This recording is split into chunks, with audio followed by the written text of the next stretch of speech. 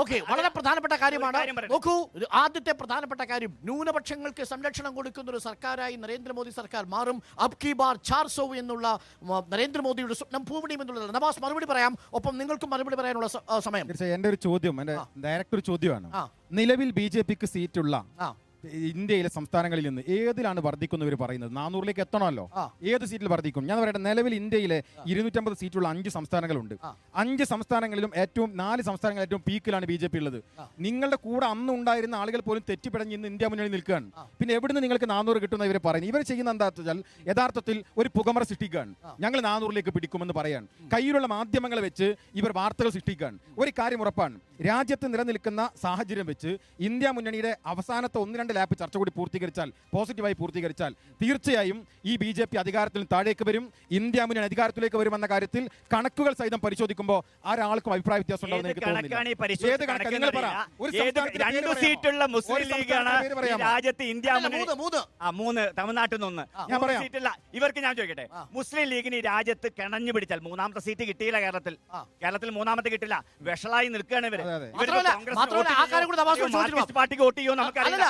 Kannur seat Sreeprakash, Kannur seat മോഹിച്ച് ലീഗിന് Kannur seat കൊടുക്കാതിരിക്കാൻ വേണ്ടി ആ സീറ്റിൽ താൻ മത്സരിക്കുമെന്ന് പറഞ്ഞ KPCC പ്രസിഡന്റ് ഒടുവിൽ സ്ഥാനാർത്ഥികൾ 2 പേരെ ലീഗ് പ്രഖ്യാപിച്ചപ്പോൾ ഇന്ന് പറയുന്നു ഞാൻ ആ സീറ്റിൽ മത്സരിക്കുന്നില്ല. അതടക്കമുണ്ട്. BJPയുടെ വേദനയോ BJP പ്രതിനിധിയുടെ സഹതാപോ ഞങ്ങൾക്ക് ആവശ്യമില്ല. അതിനെ നിരാകരിക്കാൻ ഞങ്ങൾ തയ്യാറാണ്. മറ്റൊന്ന് നേരത്തെ നിങ്ങൾ പറഞ്ഞ മാധ്യമങ്ങൾ ഉൾപ്പെടെ ഇന്ന് ചർച്ച ചെയ്യുന്നത് ലീഗിന്റെ 3ാം സീറ്റിനെ കുറിച്ചാണ്. ഞങ്ങൾക്ക് രാജ്യസഭാ സീറ്റ് കോൺഗ്രസ് തരാമെന്ന് പറഞ്ഞു. പാർലമെന്റിൽ ഞങ്ങൾക്ക് 3ാം തൃപ്തരാണ്. ഞാൻ പറയാം,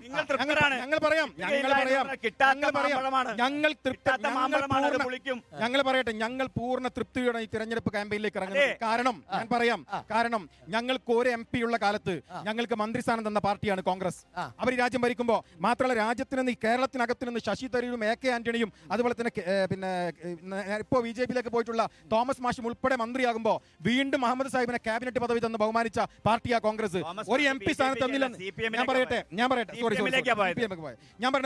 ഒരു MP സീറ്റ് കിട്ടിയില്ലെന്ന് കരുതി കഴിഞ്ഞ കാലങ്ങൾ മുഴുവൻ മറന്നുകൊണ്ട് കോൺഗ്രസിനെതിരെ പോരാട്ടം ഇറങ്ങുന്ന ഞങ്ങളൊരു അജണ്ടയിലാണ് നിൽക്കുന്നത്. ആ അജണ്ട BJPയെ താഴെ ഇറക്കുക എന്നതാണ്. ആ അജണ്ടയിൽ ഞങ്ങൾക്കാവുന്ന കാര്യം ഞങ്ങൾക്ക് കഴിയുന്ന കാര്യം, നിങ്ങളുടെ ഭാഷ തന്നെ കടമെടുത്ത് പറഞ്ഞാൽ ഞങ്ങൾക്ക് കഴിയുന്ന കാര്യം 3 സീറ്റ് ഞങ്ങൾ മത്സരിക്കുന്നു. ആ 3 സീറ്റ് ഞങ്ങൾ ജയിക്കും.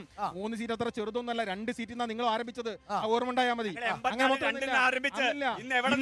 അതിലേക്ക് എത്തിയ കഥ എന്ന് പരിശോധിക്കാം. എന്തായാലും ശരി, ഇവിടെ ഇന്ത്യ മുന്നണി അധികാരത്തിൽ രാഷ്ട്രീയ സാഹചര്യം രൂപപ്പെടുമ്പോൾ ആ സാഹചര്യത്തിലൂടെ BJP അധികാരത്തിൽ താഴേക്ക് പോകുന്നു. സംശയമില്ല.